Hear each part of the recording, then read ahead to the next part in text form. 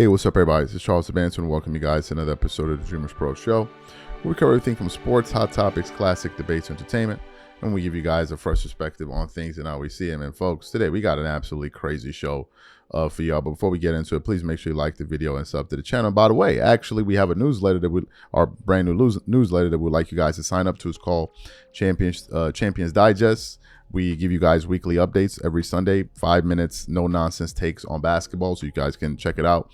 Make sure you subscribe to it. We got it pinned in the comment section below there. I think you guys are going to enjoy it. So we got over 500 plus people already signed up, so make sure you guys join. Anyway, let's get into today's topic. So there are these comments that have gone viral for all the wrong reasons, which were Dwyane Wade's comments, right?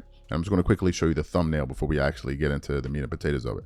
So it says, Michael Jordan is the greatest player I've ever watched. LeBron James is the greatest player I've ever seen, right? And we had done like a show reacting to it. Obviously, depends on what order in which you're watching today's shows. So anyway, so I was watching a video from Sports and Fitness Rants, right? Shout out to Sports and Fitness Rants. And he was reacting to this topic, and he was just so disappointed in what D Wade was saying. Like he was so disappointed, and I can understand, because it's like his comments seemed like a cop out. It seemed like as if he was afraid to just say, hey, look, I think Jordan is the best, and I think LeBron is the second best. Instead, you wanted to kind of like play both sides of the fence, and in the end, you ended up getting stuck in the middle of it. Like it just made no sense, right? So he was talking about it, but then he brought up something that I know, but I had totally forgotten about. I think we've done a show about it, actually, multiple shows probably, which were the comments that D Wade made when he was talking to some of his former rivals, Tony Parker, Dirk Nowitzki, Paul Gasol, where he talked about how he needed LeBron James because they couldn't figure out a way to stop Kobe Bryant from winning championships. And I was like, yeah, that's a very, very good point. This is something we gotta touch on. But before we even get to what he said there, I want to quickly play what he said about this whole Michael Jordan LeBron thing and his scene and ice watched and all of this nonsense. So take a quick listen to that. I think it's only about a 40-second clip. I'm going to come back and continue on. Take a listen to D Wade here. I do have a new answer of the way I'm going to start answering this question. When people ask me, I'm going to say Michael Jordan is the greatest player I've ever watched. He is the greatest player I've ever watched. Okay. LeBron James is the greatest player I've ever seen. Oh, I saw what you just did right there. You feeling me? I felt that. I never saw Michael Jordan. I watched Michael Jordan. Yeah. And I've seen LeBron James up close. Up close. I played against and I played with. I personally have not seen a greater basketball player, but I've watched a great basketball player. Excellent. So you heard D Wade's comments there. Now, I gave you guys the backdrop because I think it's important to say that, because when we play these new comments for you, it's going to give you guys a pretty good contrast. Before we get into what D Wade had to say in terms of why he felt the need to try to stop Kobe Bryant and what he did, today's video is brought to you by our sponsor, PrizePicks. PrizePicks is America's #1 daily fantasy sports with over 10 million members. PrizePicks makes it easy to get real money action on the sports and players you love. You pick more or less on at least 2 for a shot to win up to 100 times your cash.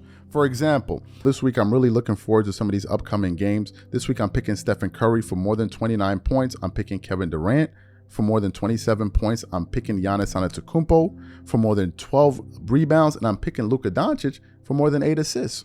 If you're like me and you like to play it safe, you'll love PrizePicks' new feature, Flex Plays.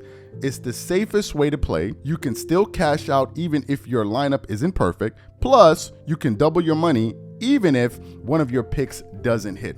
On top of this, PrizePicks puts their members first, so all withdrawals are fast, safe, and secure. When my picks hit, I can get my money as quick as in 15 minutes. So download the PrizePicks app today and use code CLNS to get $50 instantly when you play $5. That's code CLNS on PrizePicks to get $50 instantly when you play $5. You don't even need to win to receive the $50 bonus. It's guaranteed. And remember, whenever you support this sponsor, you're supporting this channel. Thank you. Okay, great. So take a listen to D Wade here telling Paul Gasol how him and LeBron James had to basically have a sit down and talk about how they're going to devise ways to stop Kobe Bryant from winning championships. Take a listen to D Wade here. I remember cutting my TV off as soon as when Kobe ran and grabbed that ball, I was just like, LeBron. All right, bro. Especially losing against them before. CD, what are they? I ain't lying to you. I'm not lying to you. I cut the TV off. When I watched Kobe ran and grabbed the ball and celebrate, I was like, so what you gonna do? That was our summer free agency. They were dominating. Like, Kobe was winning all these rings. I was like, wait, hold on. Now he got 5 and we got 1? Like, no. So, yeah. That was a... It's great how... It'll change the league. How he created. I want y'all to know that. Yeah, no, thank you. No, we're proud of that. Yeah. Fantastic. So you heard what D-Wade had to say. Now, I got a question.